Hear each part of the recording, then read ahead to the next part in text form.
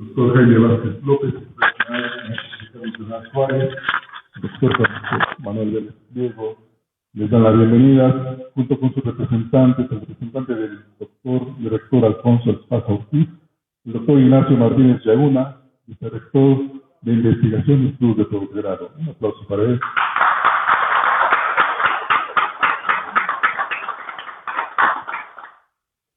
Representante del doctor Francisco Manuel Vélez Pliego, director del Instituto de Ciencias Sociales y Humanidades, maestro Gerardo del Bozal, secretario académico. Un fuerte aplauso para él. Representante del secretario de Cultura del Estado de Puebla, de Julio Glockner, Rafael Navarro Guerrero. Un fuerte aplauso para él.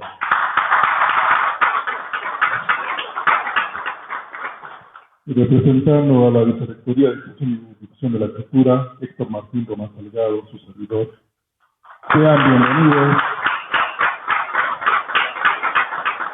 a esta inauguración del tercer encuentro nacional y segundo internacional de escritores aquí en la Benemérita Universidad Autónoma de Puebla. Les pedimos un aplauso a los organizadores de Saber Sin Fin, el doctor Abel Pérez Rojas.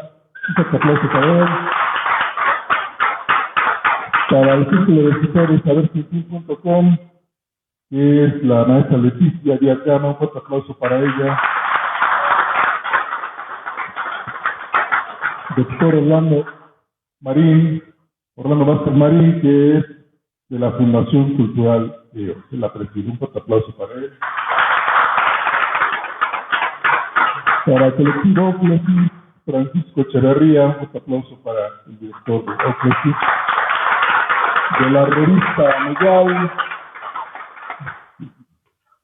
Joel Samperio Tepale, un fuerte aplauso para el maestro Joel Samperio.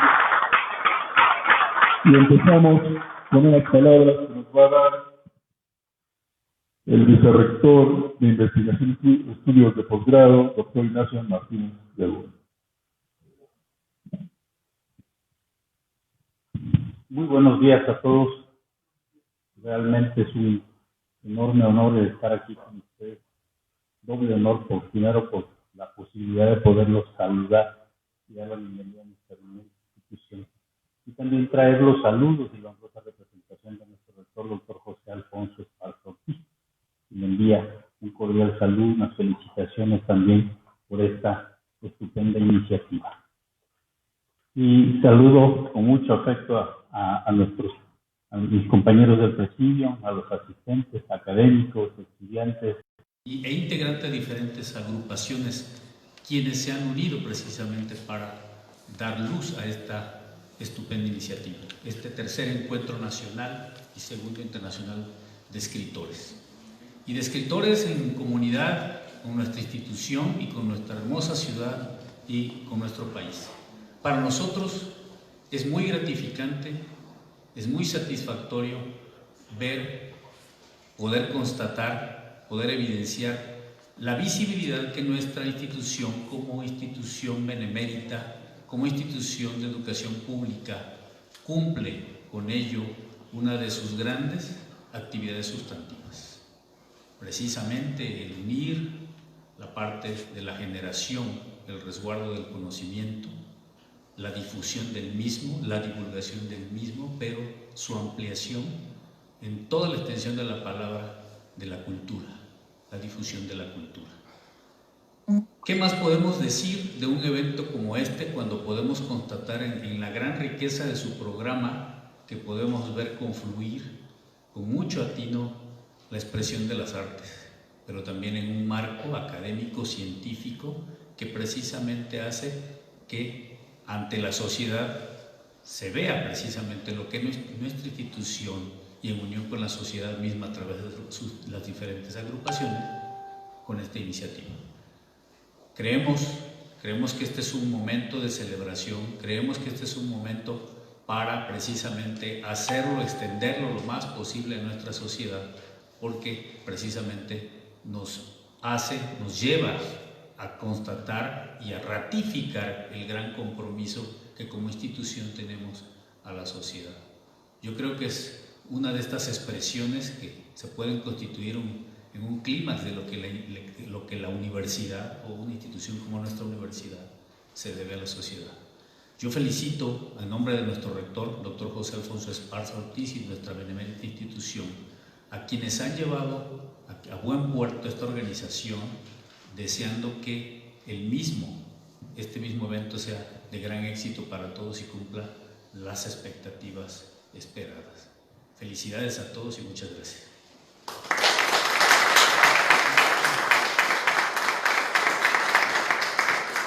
Aplauso para el doctor Ignacio Martínez Laguna. Damos entonces por inaugurado este evento, este magno evento, tercer encuentro nacional y segundo internacional de escritores aquí en la Benemérita Universidad de Puebla. Agradezco a todos los que colaboraron y apoyaron para que este evento salga bien, a todos los escritores que se inscribieron, que todavía faltan que lleguen bastantes. Bien, empezamos después de la inauguración. Un fuerte aplauso para la mesa, al doctor Ignacio Martínez Laguna, vicerrector de Investigación y Estudios de Posgrado. Un fuerte aplauso para el maestro Gerardo del Rosal, secretario académico del Instituto de Ciencias Sociales y Humanidades. Si me permiten, y para dar formalidad, si les pido por favor de pie.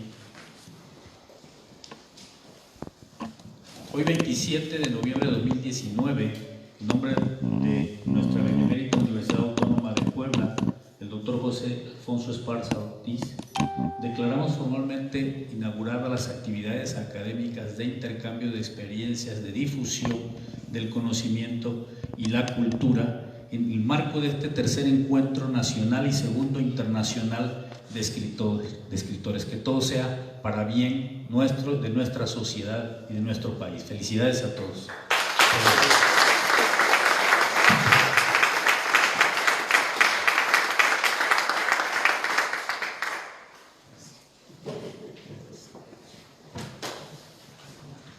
Continuamos con la conferencia magistral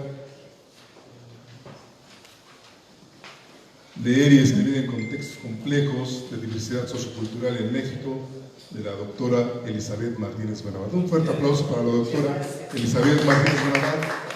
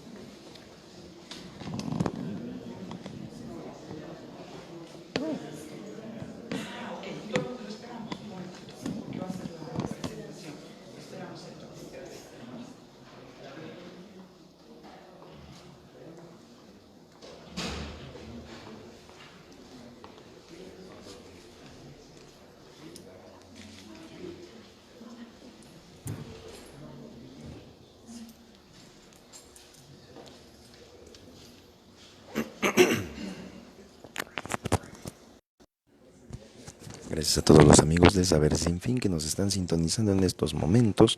Estamos presenciando lo que ya fue la inauguración de este tercer encuentro de escritores WAP Saber Sin Fin. En el marco de la inauguración, tercer encuentro nacional y segundo internacional de escritores. En estos momentos van a abrir ya. Hace un momento, hoy miércoles 27 de noviembre, se llevó a cabo a las 10:30 de la mañana el registro de asistencia de cada una de las personas que el día de hoy se dan cita en este lugar aquí, en el ex convento de las Clarisas. Hace unos instantes se acaba de vivir lo que fue la inauguración por autoridades universitarias y a continuación vamos a presenciar la conferencia magistral Leer y escribir en contextos complejos de diversidad sociocultural en México, impartido por la doctora Elizabeth Martínez Buenabat. Más tarde, a la 1 de la tarde, tendremos talleres de novela histórica de la doctora Alicia Flores, así como la escritura sanadora de Edith Barrios Rodríguez, literatura testimonial de Rigoberta Menchú, Así me nació la conciencia, del doctor Antonio Arístides Gámez. A las 15 horas habrá un pequeño receso. A las 17 horas habrá la presentación de la sinopsis de la novela Graffiti de Elías Eduardo Villalobos Gamboa. Después del silencio de Lilia Rivera, Ana de Minguiar Andrei. Escuchamos. Tenemos la conferencia magistral Leer y escribir en contextos de diversidad sociocultural en México, de la doctora Elizabeth Martínez Buenabat. La doctora Elizabeth Martínez Buenabat, licenciada en Lingüística y Literatura Hispánica por la Benemérita Universidad Autónoma de Puebla, maestra en Antropología Social por el Colegio de Michoacán, doctora en Antropología por el Centro de Investigaciones y Estudios Superiores de Antropología Social, CIESAS, Ciudad de México. Cuenta con una estancia postdoctoral con el Colegio de Michoacán. Es profesora investigadora del Instituto de Ciencias Sociales y Humanidades Alfonso Vélez Pliego de la Benemérita Universidad Autónoma de Puebla. Colabora como docente en la Facultad de Filosofía y Letras y Enfermería de la UAP, líder de la CEA Educación y Salud en contextos de interculturalidad y diversidad,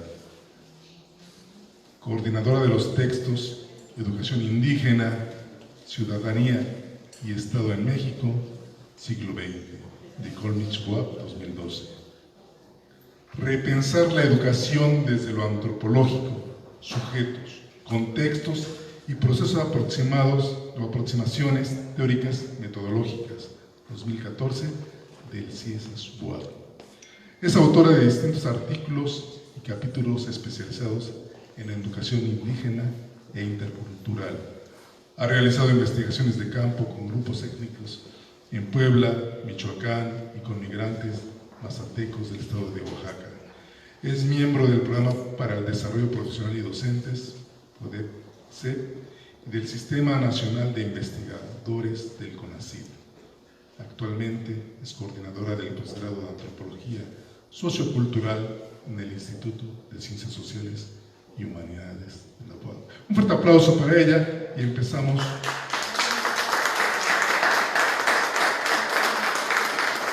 Con la conferencia magistral. Dejo la palabra a la doctora Elizabeth Martínez. Gracias, secretario. Quizá funcione mejor así. Muy buenos días a todas, muy buenos días a todos, bienvenidas a este encuentro, tercer encuentro nacional y segundo internacional de escritores. Desde luego, a los organizadores, mi gratitud por la confianza, por la invitación, para que esta mañana esté con ustedes dialogando partes de algunas reflexiones en torno también, sí, a lo grato, a lo significativo de la adquisición de la lectoescritura, pero también algunos retos que tenemos por delante y algunas complejidades. Celebro muchísimo, digo, y para mí también es un gran honor, es un gran júbilo estar con ustedes, profesionales de la escritura, tengo entendido también comunicólogos y demás, y celebro mucho estar en este recinto que prácticamente estamos inaugurando, que como ustedes saben, la Casa del Libro, que lleva por nombre la Casa del Libro Gilberto Bosques Saldívar, quien fue un destacadísimo profesor, periodista, político y diplomático mexicano, nacido precisamente en el estado de Puebla, en Chautla de Tapia, y quien ayudó durante la Segunda Guerra Mundial a salvar en la Francia, ocupada por la Alemania nazi, a más de 30,000 refugiados, ¿no?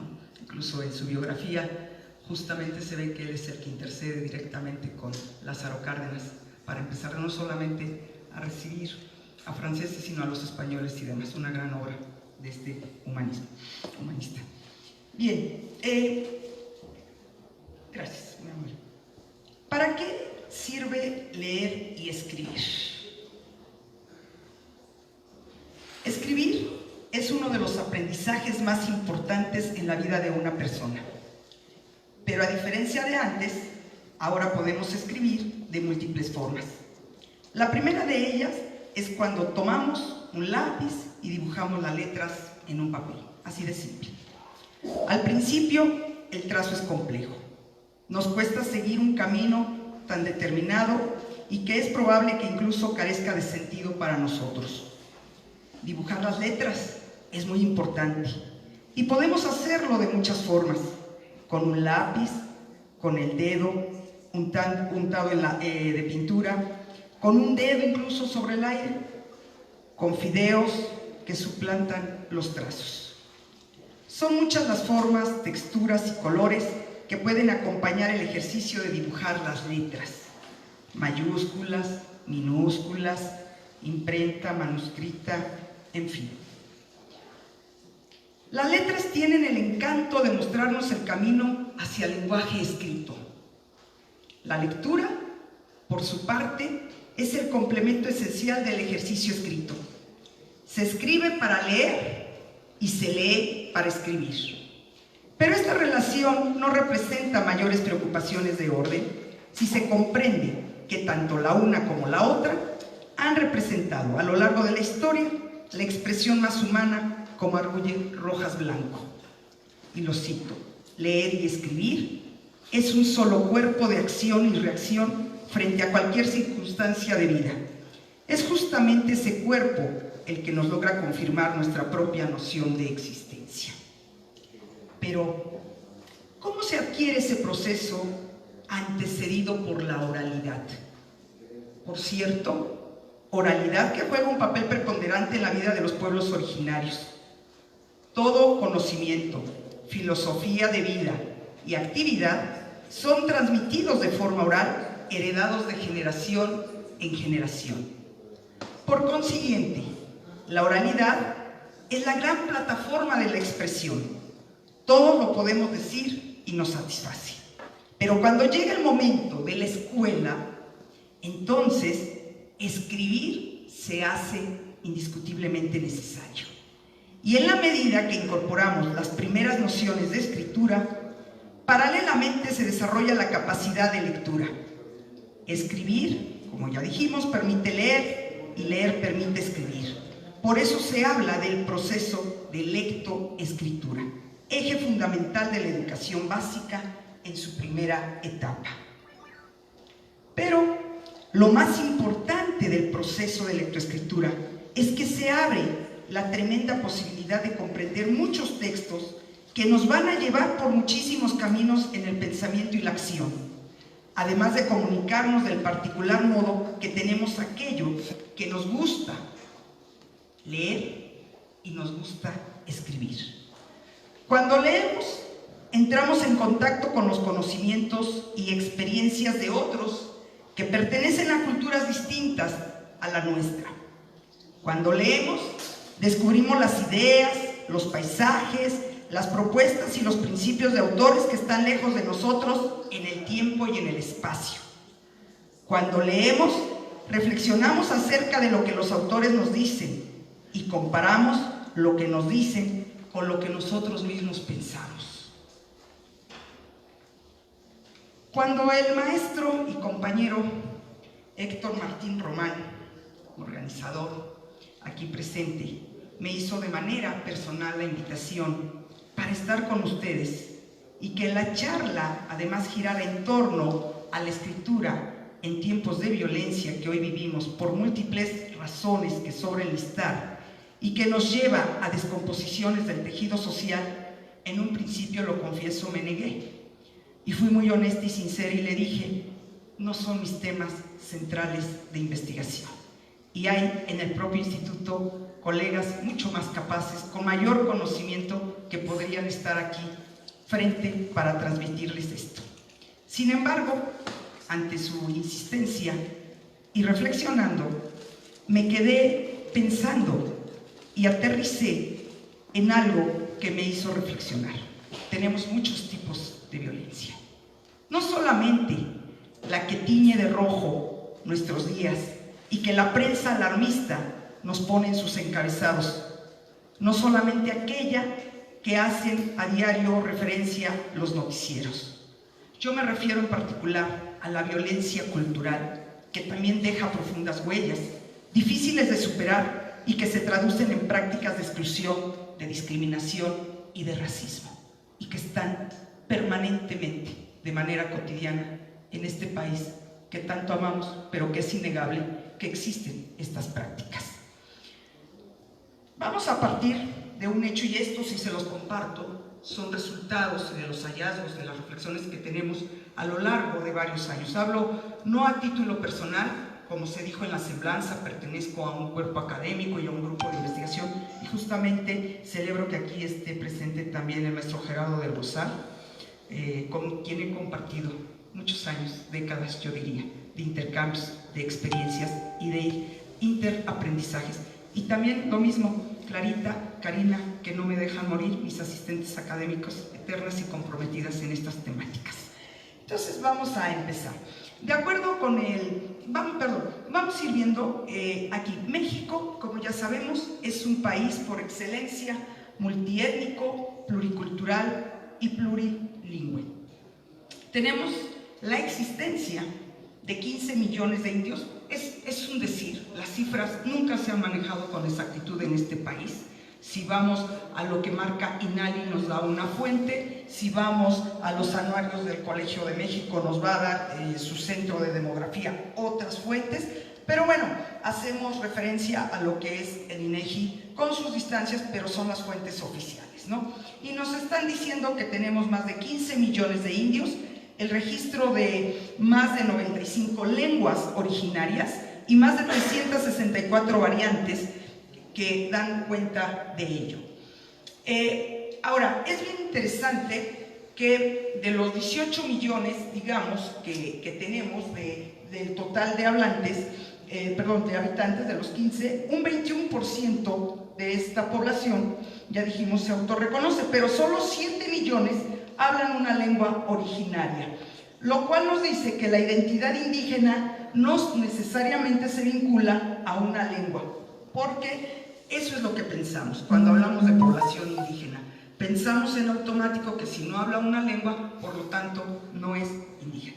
Y hago también la aclaración, no son dialectos. El mismo español es un dialecto del español del centro con respecto al del norte, al del sureste, con respecto al del español de Argentina, del de España, pero despectivamente hemos adoptado, siempre para referirnos a esa riqueza de lenguas originarias, que además es de las más importantes en el continente como dialectos. Y es hora de ir cambiando con nuestras plumas esa impresión y esa apreciación, porque sobra decirlo, pero en museos de mucho prestigio en esta ciudad, cuando hacen exposiciones, siguen refiriéndose a las lenguas nacionales como dialectos. Bien, bueno, esto nos da una idea de lo que es en cuanto a las familias lingüísticas que alberga el país. Son 11 familias, pero lo que yo les pondría que pusiéramos atención es cómo mayoritariamente se van encontrando hacia lo que es, sobre todo, del centro hacia el sureste de nuestro país.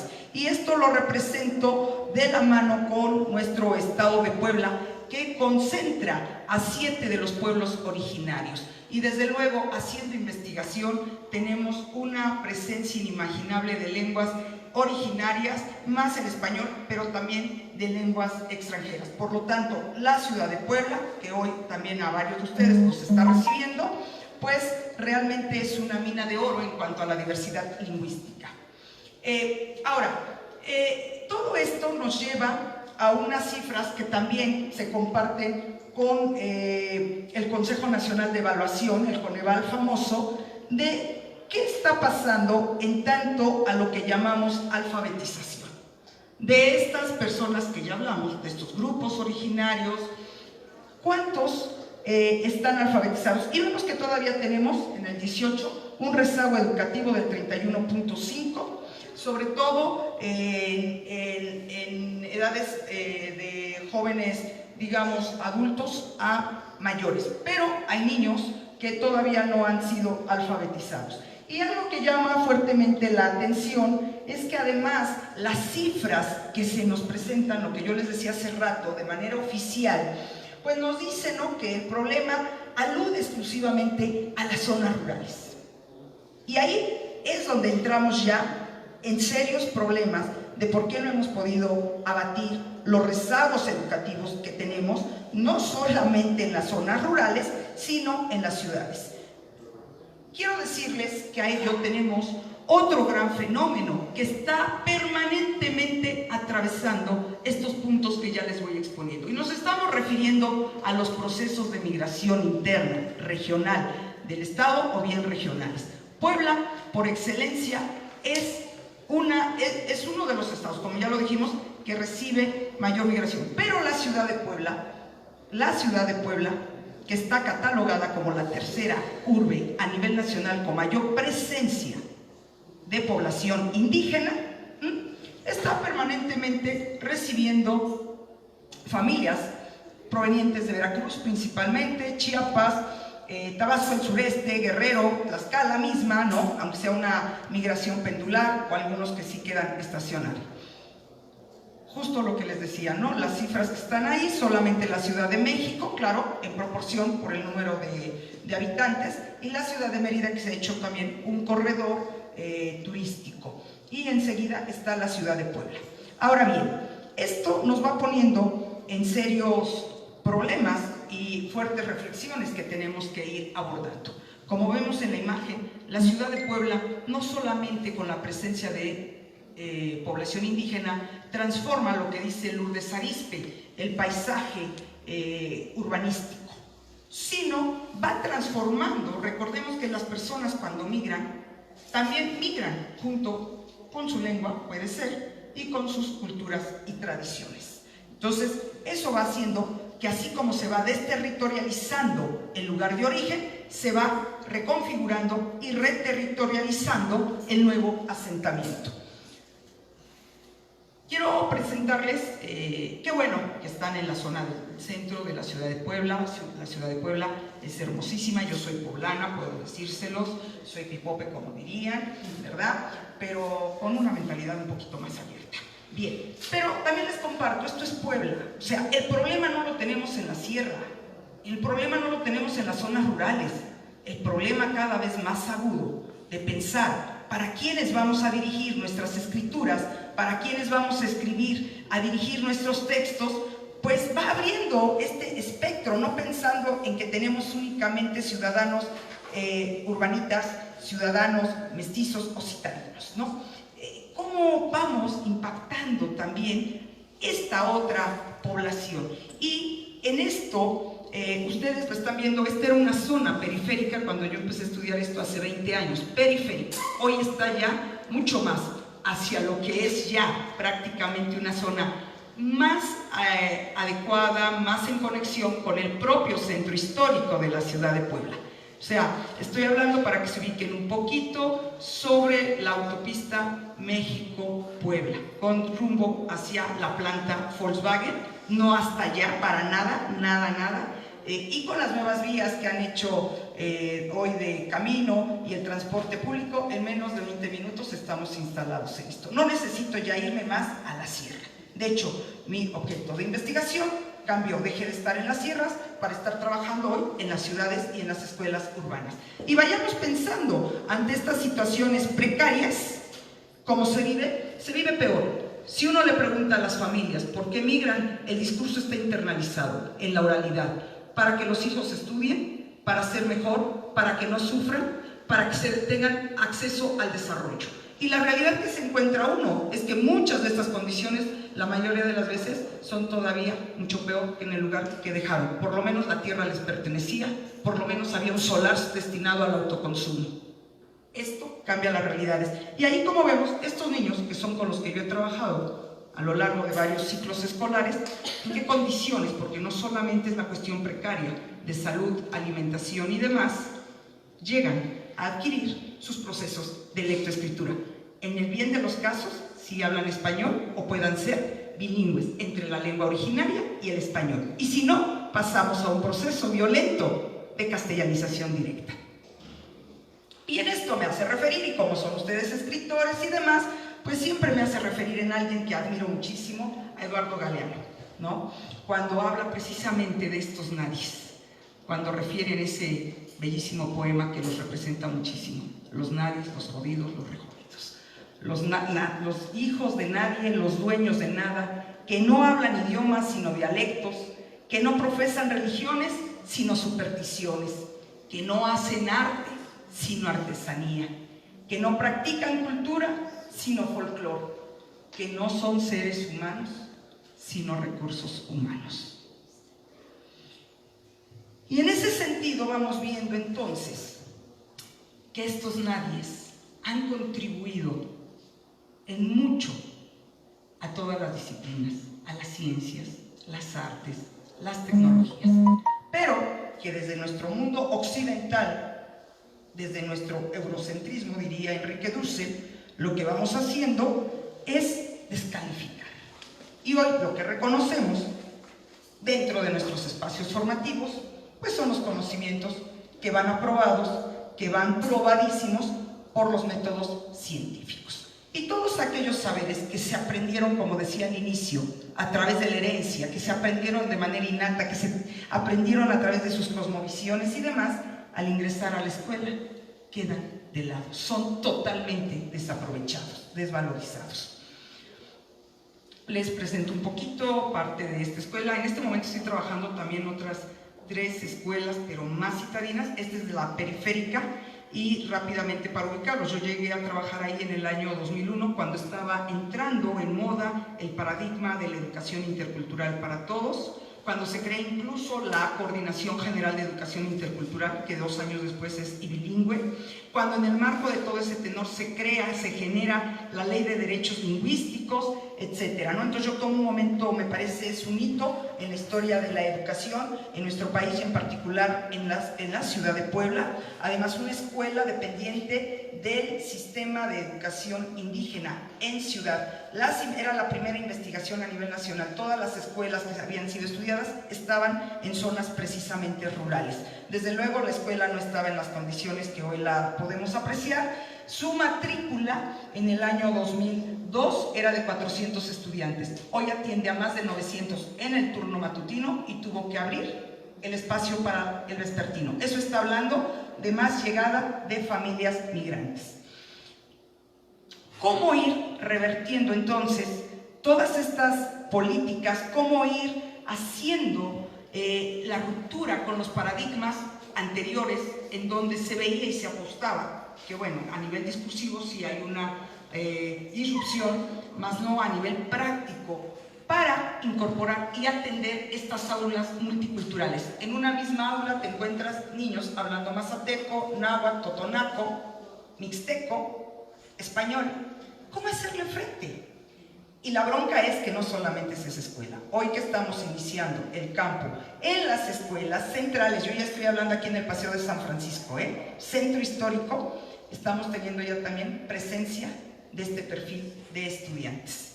¿Cómo vamos a hacer? Y en ello, pues haciendo también memoria y un mínimo homenaje a don Miguel León y Portilla, justamente también cuando nos dice, ¿no?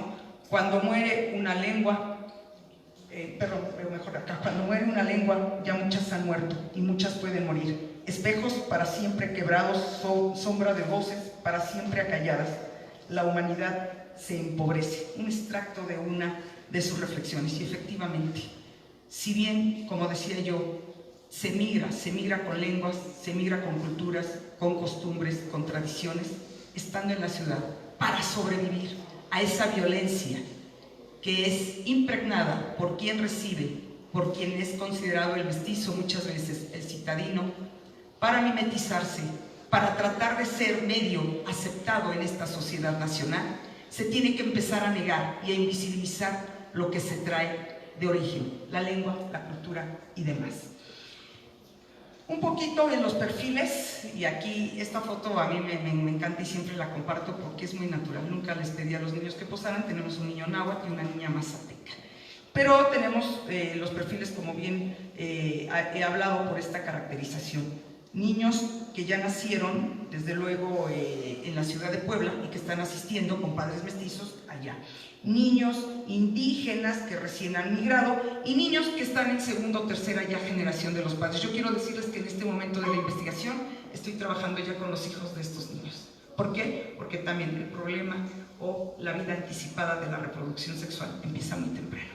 La escuela finalmente, ¿para qué les sirve a estos niños? En su mayoría, para aprender a sumar, restar, medio leer, medio poner el nombre, firmar e incorporarse en su mayoría a la central de abasto, que justamente es el centro de acopio pegadito a donde está la escuela. Por eso no es casual que la escuela esté asentada ahí. ¿Cómo aprenden? A pesar de todas estas situaciones, haciendo un ejercicio con estos niños. Estoy con ellos en tercer grado, yo los tuve en primer año. Rápidamente les cuento por una anécdota. Penosamente atropellan a la maestra de primer año cuando yo estoy intentando entrar a hacer la investigación. Se quedan sin maestro los niños de primer año, y para que la SEP mande un profesor, no lo manda, no se manda la suplencia. Es obligación de los padres de familia contratar a alguien y entre todos pagar al profesor suplente. Entonces yo, nada tonta, ¿verdad? Lo digo muy sinceramente, me ofrecí a tomar el grupo de primer año. Y cuando yo empiezo a trabajar de otra manera, que no es con lo que hace la Secretaría, ni con el currículo, ni nada, ni los materiales, me doy cuenta inmediatamente que eran niños, más del 60%, que provenían precisamente de los pueblos originarios y que hablaban otra lengua que no me estaban entendiendo del todo. En tercer año, después, entro de nuevo con los niños, le digo al profesor si tiene niños que hablan la lengua indígena o alguna lengua. Me dice ninguno, porque ya todos nacieron aquí en la ciudad. Yo sabía perfectamente porque yo los había tenido en primer año. Entonces los empiezo a motivar y cuando les digo, bueno, ustedes saben que conmigo trabajan de otra manera, plastilina, maquetas, sus saberes, su reproducción, sus historias, sus cuentos, sus leyendas, todo lo que los abuelos le enseñaron. Todos los niños levantan la mano y dicen, yo sí hablo, 17 niños en ese momento. Y no solo eso, si nos damos cuenta, ojalá lo pudieran apreciar, grafican en mazateco. Cuidado, esta escuela, por estar en la ciudad de Puebla y en el estado de Puebla, donde mayoritariamente la lengua que más se habla dentro de las originarias es el náhuatl, la DGI, la SEP, la tienen como una lengua, como una escuela de lengua indígena náhuatl. Manda todos los materiales en náhuatl, manda todos los contenidos en náhuatl, cuando hace la compensación, que tampoco lo logra, en la segunda lengua. Perfecto. Pero el perfil de los niños, cuando yo hice la encuesta, no son niños mayoritariamente náhuatl, sino mazatecos, que vienen del estado de Oaxaca. ¿Y cómo lograron hacer esa transferencia y escribir? Si la escuela no les enseña nada, si la escuela castellaniza. Eso nos habla de sus capacidades de transferencia lingüística. Y después, yo yendo a la comunidad en Oaxaca, me encuentro con los alfabetizadores de Linea, les muestro las escrituras y me dicen, se entiende, claro, tienen sus faltas de ortografía, le faltan símbolos, pero se entiende. Entonces, es el capital lingüístico que está desaprovechando el sistema educativo nacional. Y bueno, esto también nos habla, esto lo aprendí con quien me formó en estas áreas, mi queridísima Rosana Podestá, que ella hizo una investigación maravillosa en el estado de Puebla, ella sí se especializó en Puebla, y son producciones justamente de textos alternativos, tanto en la lengua náhuatl como en el español, de los niños. Son unos materiales maravillosos. Y entonces uno dice, ¿quién dice que los niños de pueblos originarios no tengan capacidades para ser no solamente bilingües, trilingües, para producir y generar materiales? Lo que no les hemos dado justamente es ese acompañamiento y esa confianza y el reconocimiento a sus saberes. Y aquí está el asunto, ¿no?, de lo que vamos encontrando, la frecuencia de que les preguntan a los niños si han vivido la discriminación por algún tipo. Entonces, lo que yo encontré o lo que encontramos es por el lugar de nacimiento, más que por el color de piel. Tengo testimonios increíbles de niños donde me dice un niño: no le pregunte más a esa niña porque es una india, esa niña no sabe porque es una pendeja. Y bueno, cuando tú les dices ¿por qué te expresas a los 8 años de esto? ¿Cómo es esto? Te das cuenta que también las relaciones intraétnicas indio-indio también son muy fuertes. No solamente es como la antropología nos ha enseñado, de los negros a los blancos, de los mestizos a los indígenas, no, entre indígenas o indios también son fuertes, que las han ido aprendiendo en los espacios de socialización, no en la escuela. La escuela ayuda a su reproducción, pero los aprenden. La primera institución que forma es la casa, es la familia. Ahí es donde estamos aprendiendo a leer de múltiples miradas. Y posteriormente, pues el barrio, y posteriormente vamos con la escuela y demás. Entonces, creo que aquí vamos a citar precisamente a Carlos Fuentes. Nos dice: probablemente el gran reto de las sociedades interculturales resida en que cada uno y cada grupo pueda afirmar su identidad sin herir la diversidad. Y ese es el gran problema, el problema de la diversidad. En ese sentido, entonces, vamos a ir viendo, y aquí me voy a regresar un poquito a una nota que tengo. Leer y escribir en tiempos de violencia constituye el reto de un nuevo humanismo, que a través de las palabras logre plantear nuevos estilos de vida, basados en la alteridad y el respeto. Un humanismo regido por una nueva interpretación del mundo, que también nos exija urgentemente la reinterpretación de los discursos y las acciones sociales. Pero sobre todo, leer y escribir en tiempos de violencia deberá ser la respuesta inmediata que cada uno de nosotros haga a ese llamado hecho por los tiempos históricos actuales, a vencer la abominable muerte innatural, para hacer de cada texto, ahí está mal escrito, perdón, una expresión que salvaguarde en todo momento y lugar la vida y la esperanza. En la escuela, en el periódico, en el graffiti, en el poema, en el ensayo, en el cuento, en la tesis de grado, habrá siempre una poderosa oportunidad de resistencia, una tarima suficientemente vistosa para gritarle a los violentos nuestro inagotable rechazo. A mí me encanta esa cita, la verdad. Maravillosa, maravillosa. Y yo, con todo el gusto, se vale aplaudir, claro que sí, es linda la cita. Voy cerrando prácticamente para que entremos a la sesión de preguntas con un maravilloso poema también de Julio Zavala, poeta nicaragüense que dictó en el encuentro de alfabetizadores en la finalización de la primera campaña en Cuba de 1961. Cipriano: yo pienso que el alfabetizador no es solo el que enseña a leer libros de ciencia, historia, filosofía y de tantas cosas exóticas de que habla la gente. Hermano, yo pienso que alfabetizar es enseñar a leer en los ojos el dolor de los pueblos, la enfermedad de los niños, la angustia de la mujer que para en la calle, la tos del minero que escupe y mancha de sangre, la estatua de la libertad neoyorquina. Hay que aprender a leer el hambre que toca a la puerta, el frío que va por la calle, la oscuridad del que busca y no encuentra. Cipriano, yo pienso que primero debemos alfabetizar a los que no saben leer libros, pero no saben leer el dolor de los hombres. Muchas gracias.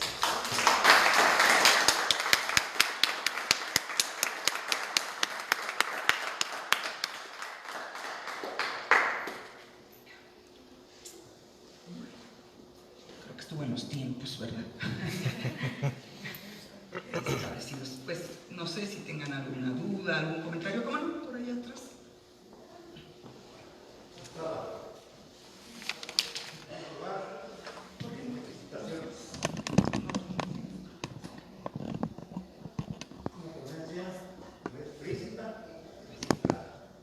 Y ante todo, yo también nada más, quizá un comentario o dos, sobre precisamente, voy a hablar un poquito de un personaje del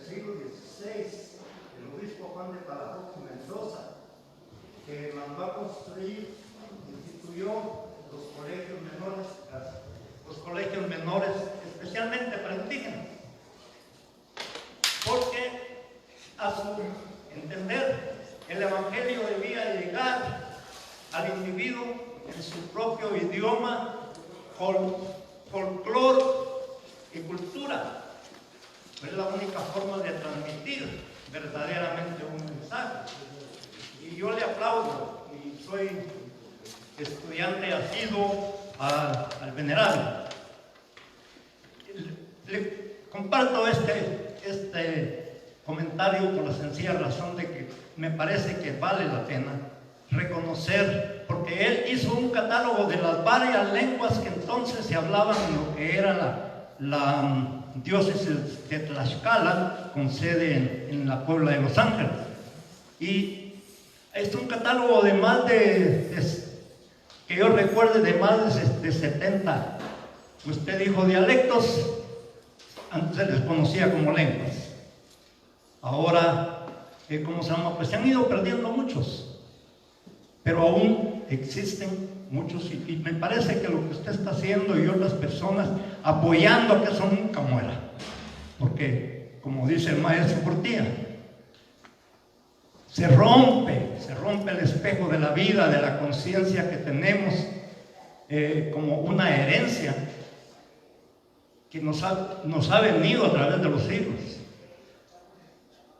No vamos a hablar de la llegada de los europeos a este continente, porque todos nos debemos a todo, ¿no? Un poquito de todo. Pero quería hacer ese comentario sobre Juan de Palafox porque me parece que merece su mención. Ante todo aquí en Puebla, donde se le tiene bastante abandonado. El otro comentario, yo estuve haciendo un estudio con la Universidad de Nueva York en Albany, en la Facultad de Antropología, en el estado de Chiapas, en los lugares fronterizos con Guatemala. Y en la década de los 1980 hubo un éxodo de mayor escala de aborígenes o indígenas mesoamericanos, guatemaltecos, hacia México.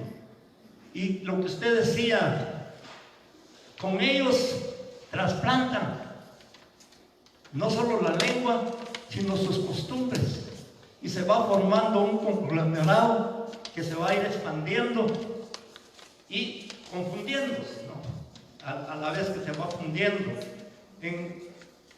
Yo tengo un poco de conocimiento de la lengua cachiquel, y por eso me llevaron a ver cómo podía ayudar. Y la mayoría eran cachiqueles, y efectivamente el cachiquel es una rama de lo que le conocemos como la madre lengua o el idioma maya, pero que el idioma maya está saturado de náhuatl.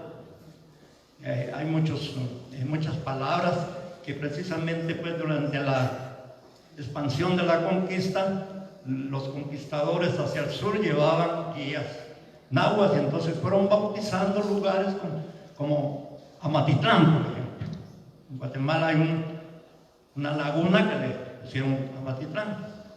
Y así hay muchas terminaciones nangos, pero que esto es, discúlpenme si me estoy pasando un poquito, ¿no? Esto es muy efectivo al desarrollo de la conciencia humana.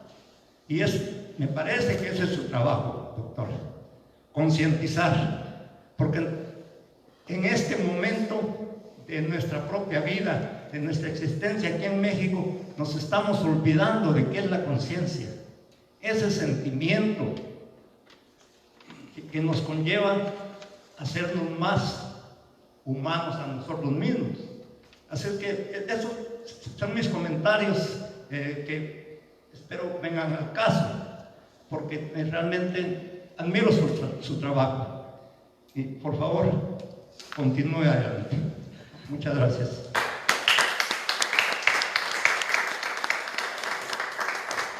Quedo muy agradecida con los comentarios, y efectivamente sí dejamos de lado estas observaciones y este célebre personaje más aquí en lo que refiere a la historia en Puebla, pero ofrezco una disculpa, y para la otra, con un carácter más histórico, lo vamos también a colocar. Desde luego que sí, los comentarios muy bienvenidos. Muchas gracias. Gracias. ¿Alguien más, perdón?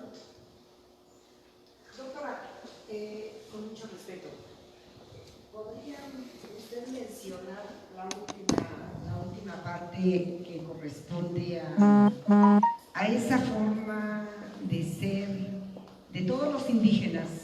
No hablemos de las etnias que vienen a Puebla.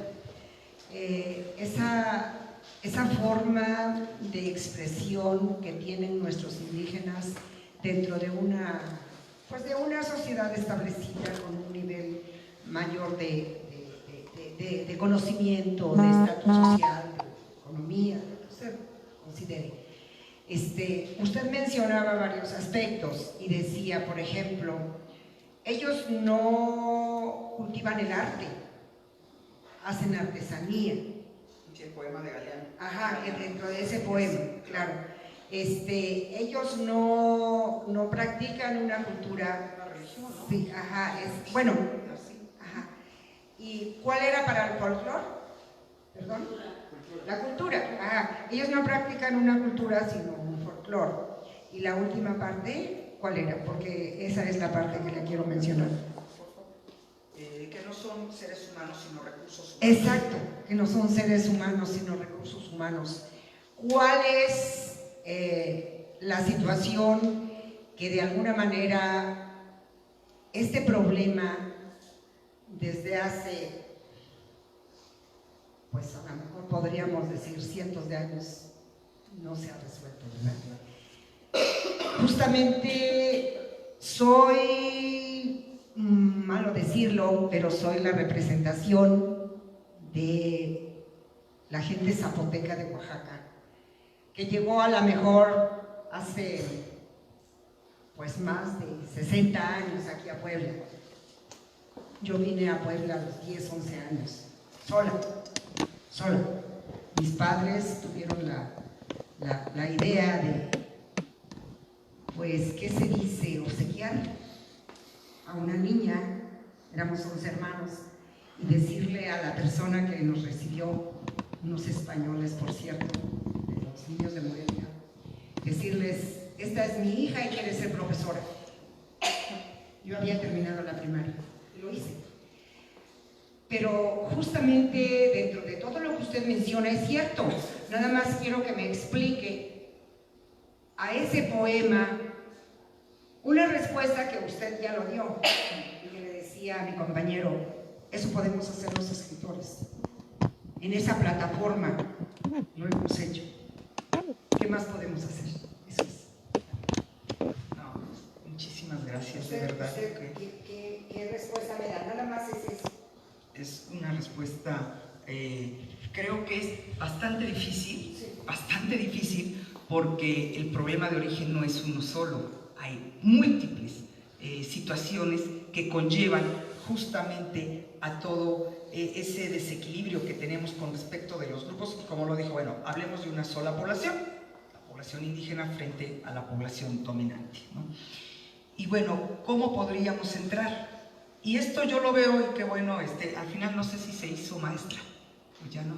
Sí, es profesor, qué bueno, porque lo podemos hablar y como decía también quien la antecedió, ¿no? Esto un poco en la reflexión de la charla, también con un carácter también tirado a lo educativo, a lo formativo, ¿no?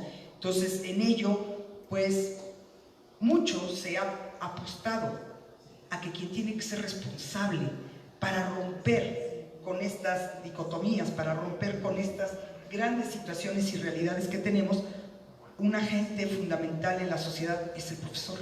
Y no es tan solo así, es una competencia de todos. Por eso, el formarnos no solamente es para adquirir en el prestigio de lo que da el saber leer y escribir, para obtener los títulos. Eso es una formación y puede ser exitosa profesionalmente. La otra gran pregunta que tenemos que hacernos es ¿cómo nos estamos formando ciudadanamente?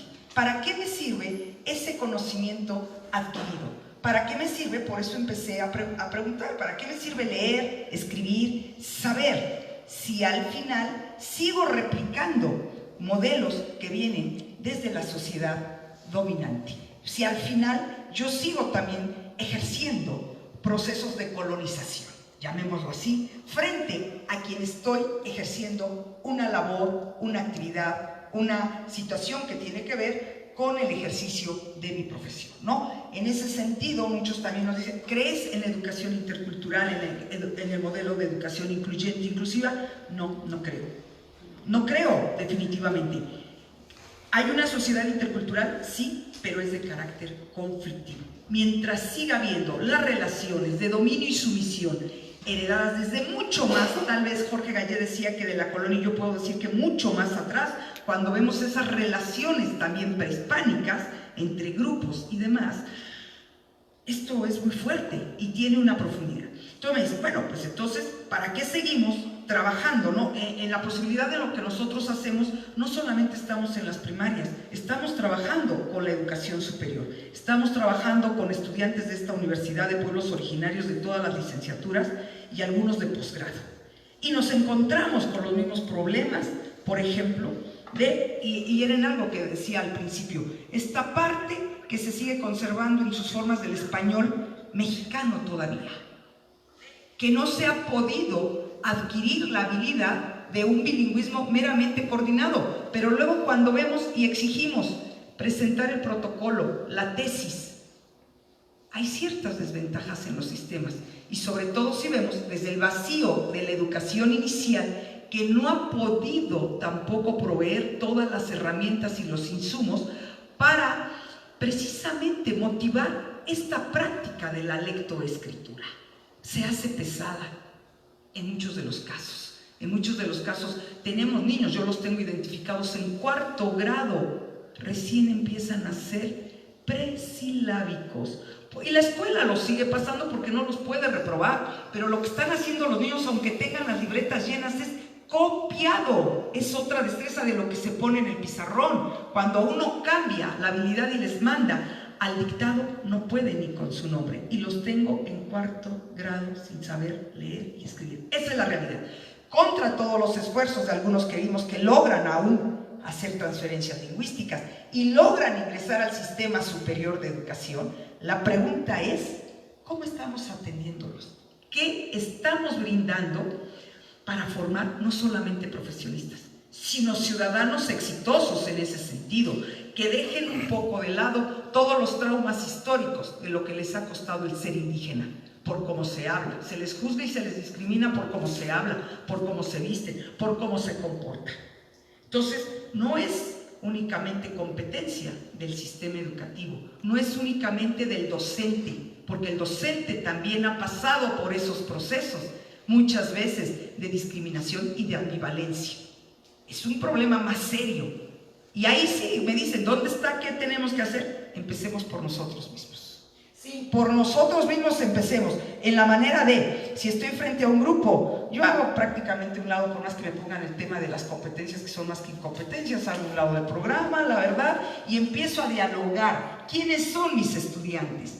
Empezar a conocer de dónde vienen, cuáles son sus problemas. Claro, la mayoría de los docentes me dicen, pues si no eres psicóloga, no, pero por lo menos tengo que despojarme del imaginario del profesor heredado del medievo, que es el único que sabe y los alumnos son los únicos obligados a aprender. Tengo que ponerme en la horizontalidad, porque también esos alumnos a los cuales el sistema educativo desde que están en la primaria los trata de tontos, flojos, burros, tienen un conocimiento impresionante que no les permitimos expresar y reconocer. Y entonces hay que empezar a hablar ya no de relaciones, de procesos de aprendizaje, enseñanza-aprendizaje. Eso también es dominio, es vertical. Tenemos que hablar de intersaberes, de interaprendizaje. Y para reconocerme yo tengo que conocer al otro. Eso es como docente, pero como ciudadano, como escritor, y en casa, como hija, como esposa, como madre, como hermana. ¿Cuáles son las relaciones que estamos teniendo para con nosotros? Empecemos en el contexto más inmediato. Creo que por ahí es una... El contexto más inmediato era llegar a la escuela.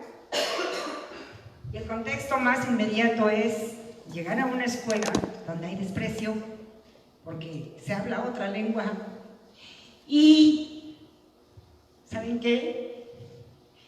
Tener hambre. Eso es. Y que sale de la escuela a las 2 de la tarde y se va a trabajar para que salga a las 10 de la noche. O trabaja o estudia en la tarde en escuelas de cooperación, como aquella motolinía de 1965 que me tocó a mí para estudiar la secundaria, y en la mañana levantarse a las 5 de la mañana para trabajar y no dormir para poder estudiar. Porque cuando se quiere una beca, se tiene que tener excelencia de promedio. Y no hacen un estudio socioeconómico de la persona. Y yo nunca tuve una beca. Y padecimos hambre. Y padecieron hambre toda la gente que viene. Y padece hambre toda la gente que viene a querer hacer algo. Y si criticamos, por ejemplo, a las escuelas normales rurales, y si van a Ayotzinapan a la escuela, y si van a la escuela de tenería de Oaxaca, y si van a Tanazulapan, no hay camas. Entonces ahí la respuesta no es el maestro, no es el aprendizaje, no es lo que nosotros sacamos desde las plataformas y desde donde digamos que es la economía, es la situación política de nuestro país, es la corrupción. Y bueno, gracias.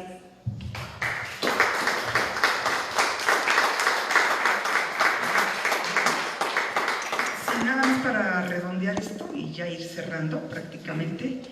Justo el último ejercicio lo acabamos de hacer el mes pasado, e hicimos de agosto para el mes de ahorita de noviembre unos talleres con los alumnos originarios, insisto, de pueblos originarios de esta universidad. Los mismos testimonios que usted nos está haciendo evocar del 65 hoy en día, entrando al 2020, siguen siendo los mismos testimonios de nuestros estudiantes, y desconocemos como autoridades universitarias, como docentes, como investigadores, lo que verdaderamente tienen que pasar y vivir para poder sobrevivir. Y aquí viene el gran reto: ¿cómo romper para no seguir reproduciendo cuando ellos sean profesionales con este tema y con estos lemas a veces tan vagos de que la letra con sangre entra?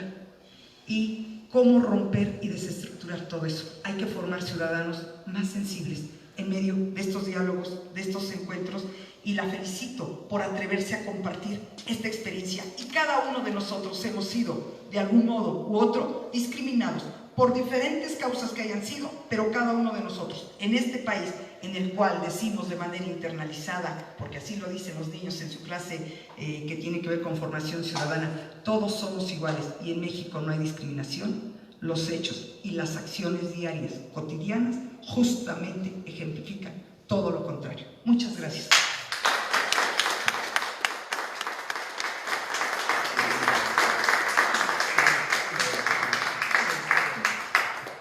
Un fuerte aplauso a la doctora Elizabeth Martínez Bonabad por esta conferencia magistral de Leer y Escribir con contextos complejos de diversidad sociocultural en México. Gracias, un fuerte aplauso. Continuamos con nuestro programa, vamos adelantados, como comentaba hace un momento. Tenemos talleres de novela histórica con la doctora Alicia Flores. Tenemos la escritura sanadora, taller de la escritura sanadora con Edith Barrios Rodríguez, y tenemos el taller de literatura testimonial de Rigoberta Menchú, Así me nació la conciencia, con el doctor Antonio Aristides Gámez. Vayan acercándose con ellos. Los talleres se van a dar en la parte contraria a este edificio, en la misma planta alta, y los talleres están acá a la vuelta. Tenemos un break, si quieren tomar café y galletas y comentar, hacer algunos comentarios, presentarse. El micrófono está aquí abierto. Si alguien tiene una poesía para ir calentando motores, puede pasar a hacerlo. Uso del micrófono completamente abierto. Ahorita estamos precisamente en nuestra sede del tercer Encuentro Nacional y Segundo Internacional de Escritores, lectura de poesía y presentación de novela por medio de sinopsis, ponencias, talleres, conciertos a partir del 27, el día de hoy, 28 y 29 de noviembre del año en curso 2019. Desde las 11 de la mañana hasta las 2 de la tarde y desde las 17 horas a las 21 horas. Estamos en la sede Casa del Libro, ICYH de la UAP, en la 6 Oriente 203, ex convento de las Clarisas, ubicado precisamente enfrente de lo que sería prácticamente la casa de los hermanos Cerdán. El día de hoy vivimos ya lo que fue el registro de la asistencia, que tuvo lugar a las 10:30 de la mañana. A las 11 hubo la inauguración por las autoridades universitarias y acabamos de presenciar la conferencia magistral Leer y escribir en contextos complejos de diversidad sociocultural en México, de la doctora Elizabeth Martínez Buenabat. Más tarde, a la 1 de la tarde, tendremos talleres de novela histórica por la doctora Alicia Flores, la escritura sanadora de Edith Barrios Rodríguez y la literatura testimonial de Rigoberta Menchuy. Así me nació la conciencia del doctor Antonio Aristides Gámez. Después tendremos un breve receso. Tendremos la presentación de sinopsis de novela Graffiti de Elías Eduardo Villalobos Gamboa, después del silencio de la maestra Lilia Rivera, que forma parte activa del Círculo de Escritores. Ana, presentado por Minguiar Andrei. A las 17:30 tendremos lectura de poesía por Saúl Aguilar Díaz, Enrique Canchola Martínez, el doctor ya de casa Enrique Canchola, Roxana Subieta Ramos, Sabina Mora Méndez, Elizabeth Damián Espinosa, Edgar J. Arismendi, José Luis Solís Ramírez, Marco Antonio Uribe Rodríguez, Oralia López Serrano, Emiliano Botero Ruiz, Marcela Patricia Vélez Díaz, Verónica Yamel Mendoza, Guillermo Garay Torillo, María Eugenia Márquez Arellano, Olivia Sesma Rascón, Leonides Adela Rojas Ramírez. A las 19 horas tendremos recital de ópera por el tenor Miguel Antonio Flores Morales, recital de guitarra clásica por Juan Jerónimo Castillo Sánchez, y el día de hoy, miércoles 27 de noviembre, estaría concluyendo nuestro horario de pues lo que sería nuestro programa por el día de hoy, miércoles 27 de noviembre. Los estamos esperando, recuerden la dirección 6 Oriente 203 en el ex convento de las Clarisas, y lo mejor de todo, la entrada es libre. Amigos de Saber Sin Fin, lo acaban de escuchar ustedes, la voz que escucharon fue Azazel, el Vengador Anónimo. Durante toda la tarde vamos a estar haciendo transmisiones paulatinas para que vayamos registrando la actividad que aquí en nuestra sede se estará llevando a cabo. Por mi parte es todo, espero que compartan este tipo de contenidos, se sumen y participen, la entrada es gratis. Sobre todo la participación de la gente más joven, sería muy pertinente y bastante interesante tenerlos presentes en este tipo de talleres y actividades. Por mi parte ha sido todo, nos estamos viendo durante toda la tarde en nuestras emisiones ya cotidianas de sabersinfin.com. Azazel, el Vengador Anónimo, nos vemos, hasta la próxima.